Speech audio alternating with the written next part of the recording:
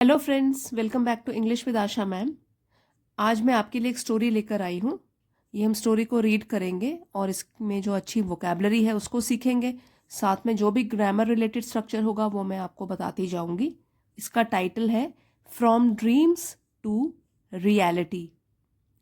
Dreams सपने, reality हकीकत, और फ्रॉम होता है से, टू तक, सपनों से हकीकत तक, फ्रॉम ड्रीम्स टू रियलिटी। तो आइए अभी स्टोरी शुरू करते हैं।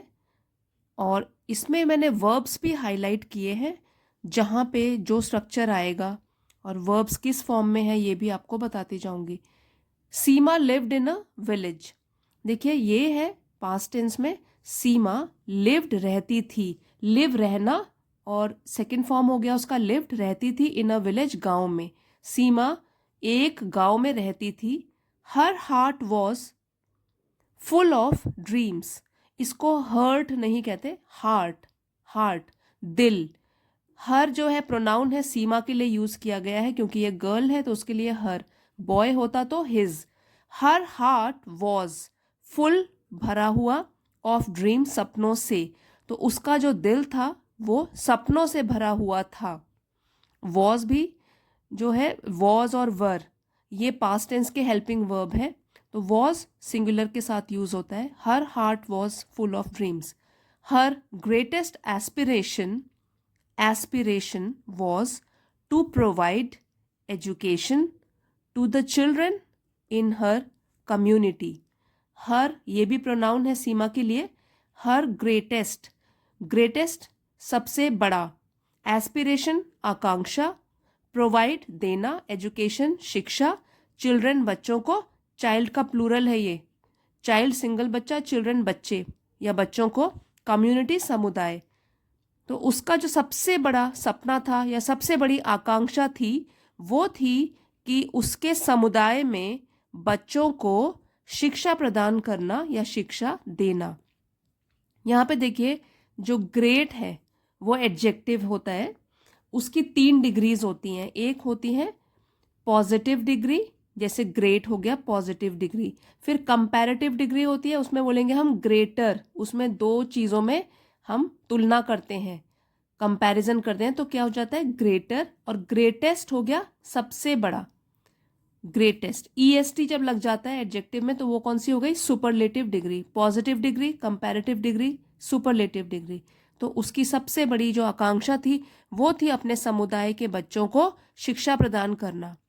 Despite the numerous, numerous challenges.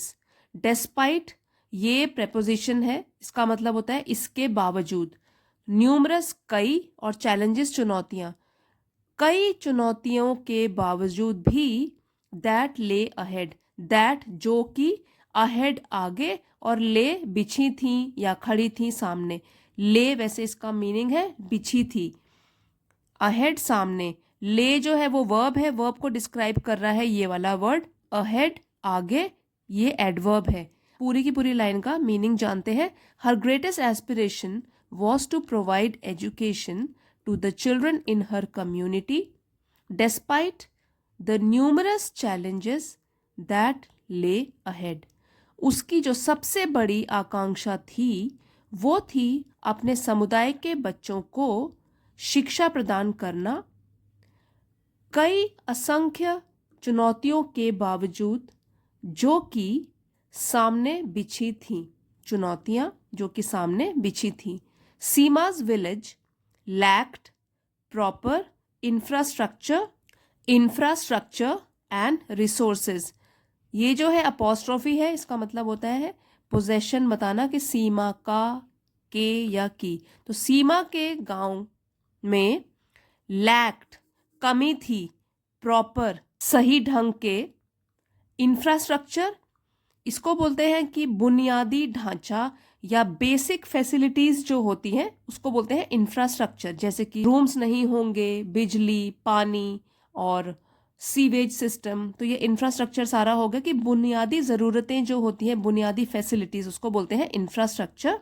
And resources, और रिसोर्सेज हो गए संसाधन, कि कहाँ से वो पैसे जुड़ाएंगे, कहाँ से अलग टाइप के जो भी ज़रूरतें हैं वो कैसे पूरी करेंगे। तो दोनों चीज़ों की कमी थी उसके गांव में।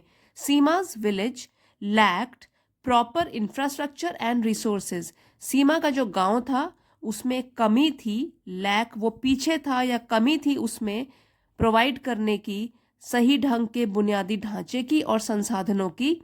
Making access to education a distant dream for many.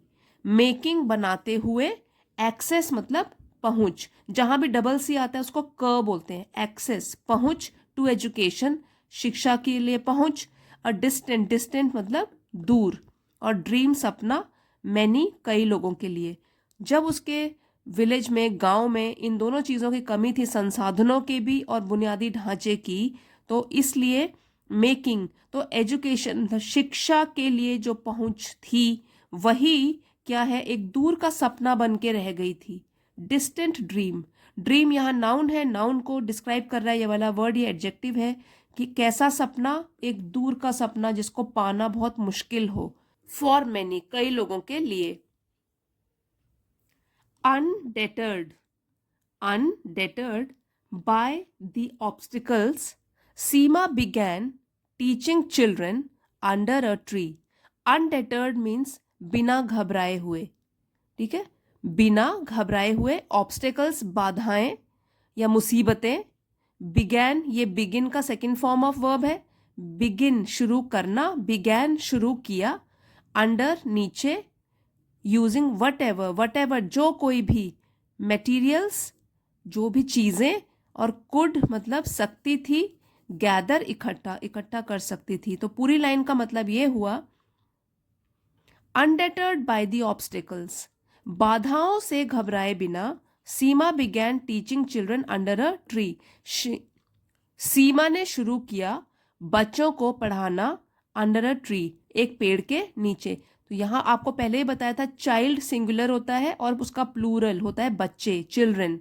Using what ever material she could gather, using use करते हुए, इस्तेमाल करते हुए, वट एवर मटीरियल जो कोई भी चीज़ें थी, शी कुड गैदर वो इकट्ठा कर सकती थी, तो उसने उसका इंतज़ाम किया, वो लेकर आई अपने साथ खुद जो कोई भी उसको चीज़ें मिली, और उसने बच्चों को पेड़ के नीचे पढ़ाना शुरू कर दिया। The community initially viewed her efforts with skepticism. तो कम्युनिटी मतलब उसका समुदाय, इनिशियली मीन्स शुरुआत से या शुरू से, इनिशियल से बना है इनिशियली, व्यूड देखना, व्यू का सेकेंड फॉर्म हो गया व्यूड देखना, एफर्ट्स उसके प्रयास, स्केप्टिसिज्म को बोलते हैं कि संदेह या शक की नज़र से। तो उसका जो समुदाय था, शुरू में उसने उसके प्रयासों को देखना शुरू किया एक शक की नज़र से कि ये कैसे कर पाएगी, ये बच्चों को पढ़ाना शुरू कर रही है, कैसे इसका प्रयास सफल होगा। But Seema's unwavering determination slowly won them over. लेकिन सीमा का, अनवेवरिंग होता है अटूट अटल, जिसको कि हम हिला डुला नहीं सकते, वो अपने में बनी रही, और डिटर्मिनेशन मीन्स दृढ़ निश्चय करके, पक्का निश्चय करके, स्लोली धीरे धीरे, वन देम ओवर ये फ्रेज है, इसका मतलब होता है कि उनका दिल जीत लेना। वन विन का सेकेंड फॉर्म है, जीता, देम ओवर उनको। अब यहां से फिर से पढ़ेंगे, the community initially viewed her efforts with scepticism, but Seema's unwavering determination slowly won them over. तो उसके समुदाय ने शुरू में उसके प्रयासों को देखा एक शक की नज़र से, लेकिन सीमा के अटूट दृढ़ निश्चय ने, पक्के निश्चय ने धीरे धीरे उनका दिल जीत लिया या उनका विश्वास जीत लिया। यहाँ पे भी डिटर्मिनेशन नाउन है, किस तरीके का डिटर्मिनेशन, कैसा निश्चय था, अटूट, तो अनवेवरिंग हो गया यहाँ पे एडजेक्टिव। स्केप्टिसिज्म नाउन है। With each passing day more children joined her makeshift classroom. With each passing day दिन गुजरने के साथ साथ, मोर चिल्ड्रेन, और भी बच्चे, जॉइंड, जुड़ते गए, जॉइन का सेकेंड फॉर्म है जॉइंड, जुड़ गए, हर मेकशिफ्ट क्लासरूम, क्लासरूम जो कि मेकशिफ्ट था। अब ये एडजेक्टिव है, इसको डिस्क्राइब कर रहा है क्लासरूम कैसा था, मेकशिफ्ट, और इसका मतलब होता है टेम्पररी या अस्थाई, जो स्थाई नहीं होता, देर तक नहीं टिक सकता, क्योंकि उसने भी तो अपनी तरीके से बस इधर उधर से एफर्ट करके चीज़ें जुड़ाकर एक नॉर्मल सा कोई क्लासरूम या ढांचा खड़ा कर दिया था। वो सिर्फ एक मेकशिफ्ट अरेंजमेंट था। मेकशिफ्ट मतलब अस्थाई, temporary. Eager to learn, eager मतलब उत्सुक थे, टू लर्न सीखने के लिए। जब टू के साथ आगे वर्ब आता है तो हमेशा वर्ब फर्स्ट फॉर्म में यूज होता है, और ये जो है पर्पस या उद्देश्य बताता है वर्ब का, कि वो ईगर थे किस चीज के लिए, सीखने के लिए। उत्सुक, टू लर्न, सीखने के लिए। अब फिर से यहां से पढ़ेंगे। With each passing day more children joined her makeshift classroom, eager to learn. As word spread about Seema's initiative, तो as जैसे ही word spread about ये भी फ्रेज है, इसका मतलब होता है कि बात फैलना। तो जैसे ही बात फैली अबाउट सीमाज इनिशिएटिव मीन्स पहल, जो उसने पहल करी थी, इनिशिएट किया था, किसी चीज को शुरू किया था, जो पहल करी थी। तो सीमा के पहल की जब बात फैली, support started pouring in from unexpected quarters. Support मतलब मदद, सहायता, स्टार्टेड शुरू हुई, पोरिंग इन का मतलब है आने लगी, फ्रॉम से, अनएक्सपेक्टेड मीन्स जिसकी हमने कल्पना नहीं की हो या एक्सपेक्ट नहीं किया हो, जिसके बारे में कि ऐसा नहीं हो सकता, वहां से भी। अनएक्सपेक्टेड क्वार्टर मतलब अलग अलग जगहों से सपोर्ट आने लगा, मदद मिलने लगी, सहायता मिलने लगी। तो जब बात फैली सीमा की पहल के बारे में, तो अलग अलग जगहों से, जहां से उन्होंने कल्पना भी नहीं की थी, वहां से उनको मदद और सहायता मिलने लगी। जो स्प्रेड है यहाँ पर भी वर्ब सेकंड फॉर्म है, और जो स्प्रेड होता है वो तीनों फॉर्म्स में स्प्रेड स्प्रेड स्प्रेड ये सेम रहता है। Local volunteers offered their assistance. Local स्थानीय, और वॉलंटियर्स मीन्स स्वयं सेवक, जो खुद आगे आते हैं मदद करने के लिए अपने खुद की इच्छा से, तो उनको कहते हैं वॉलंटियर, स्वयं सेवक। स्थानीय स्वयं सेवकों ने ऑफर्ड पेशकश की, ऑफर का सेकंड फॉर्म है, पेशकश की, देयर असिस्टेंस सहायता के लिए अपनी। देयर पर्सनल प्रोनाउन है इन लोगों के लिए जो वॉलंटियर्स थे, तो इसलिए यहाँ पे देयर यूज है। तो स्थानीय स्वयं सेवकों ने अपनी अपनी सहायता की पेशकश की कि हम भी हेल्प करेंगे आपकी। And donations of books and school supplies arrived from neighbouring towns and, और डोनेशंस ऑफ बुक्स का या किताबों का दान, और स्कूल सप्लाईज, और जो स्कूल के लिए सप्लाई चाहिए, जैसे किताबें, पेंसिल, बैग्स, सारी की सारी चीज़ें जो पढ़ने लिखने के लिए बच्चों को क्लासरूम में चाहिए, तो उसकी सप्लाई अराइव्ड पहुंची, फ्रॉम नेबरिंग टाउन्स, नेबरिंग मतलब पड़ोसी नगर से, उनके लिए स्कूल सप्लाई और बुक्स वगैरह दान के रूप में पहुंची। Sima's dream of a proper school building seemed less distant. सीमा का सपना of a proper school building, एक ढंग की स्कूल बिल्डिंग का, seemed अब प्रतीत होता था, महसूस होता था, लेस डिस्टेंट, लेस मतलब कम, और डिस्टेंट हो गया दूर, मतलब पहले तो उसको बहुत दूर का सपना लग रहा था, अब थोड़ा कम दूरी उसकी हकीकत में, अब उसको कम दूरी लग रही थी कि अपने सपने पूरे होने वाले हैं उसके। थ्रू टायरलेस फंड रेजिंग, अब थ्रू मतलब के द्वारा, टायरलेस टायर से बना है, टायर मतलब थकना, और टायरलेस बिना थके। फंड रेजिंग मीन्स फंड को रेज करना, फंड पैसे, और रेज मतलब जोड़ना। So through tireless fund raising, बिना थके पैसे जोड़ने से, and community involvement, community means सामुदायिक, और इन्वॉल्वमेंट भागीदारी, अब अपने समुदाय के लोग भी उसको हेल्प करने लगे, इन्वॉल्व होने लग गए, भागीदार बनने लग गए, और उन्होंने बिना थके हुए फंड पैसे भी जोड़े स्कूल के लिए। Seema managed to build a small but functional school for the children. Seema managed means प्रबंध करना, टू बिल्ड बनाने के लिए, अ स्मॉल एक छोटा सा, बट लेकिन फंक्शनल स्कूल. फंक्शनल मीन्स जिससे कि काम चल सके. तो अब वो फंक्शनल हो चुका है, काम चलना उसका शुरू हो गया है, बच्चे वहां आने लग गए हैं. फॉर द चिल्ड्रन बच्चों के लिए. द वंस स्केप्टिकल विलेजर्स, देखिए यहाँ पे हाइफन है, इन दोनों के बीच में हाइफनेटेड वर्ड है कि वंस स्केप्टिकल, वंस एक समय, स्केप्टिकल शक में रहने वाले, विलेजर्स गांव वाले, बिकेम बिकम का सेकेंड फॉर्म है, बिकेम बन गए, हर बिगेस्ट एलाइज, हर बिगेस्ट उसके, देखिए यहां पर भी बिग में क्या लग गया, EST लग गया लास्ट में, ये भी सुपरलेटिव डिग्री है कि उसके सबसे बड़े एलाइज बन गए. एलाइज मीन्स सहयोगी. तो एक बार जो गांव वाले एक समय शक में रहने वाले थे वो बन गए उसके, यहाँ हर जो है सीमा के लिए यूज्ड है कि उसके सबसे बड़े सहयोगी बन गए. Realising the transformative power of education, realising समझते हुए, ट्रांसफॉर्मेटिव मीन्स ट्रांसफॉर्म से बना है कि बदलने वाली, पावर शक्ति ऑफ एजुकेशन शिक्षा की.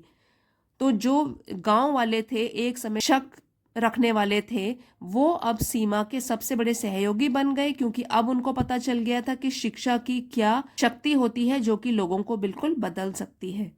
Sima's journey had not only brought learning to the children, सीमा की यात्रा had not only न केवल brought लाई थी, had के साथ verb थर्ड फॉर्म यूज होती है, तो उसकी जो जर्नी यात्रा थी वो न केवल लाई थी लर्निंग टू द चिल्ड्रन बच्चों के लिए एक सीख, but had also ignited a spark of hope, लेकिन ऑल्सो भी, इग्नाइट मतलब जला दी थी, और स्पार्क मीन्स चिंगारी, होप आशा. तो सीमा की जो यात्रा थी उसने न केवल बच्चों के लिए एक सीख लाई थी बल्कि उसने एक आशा की चिंगारी भी जला दी थी.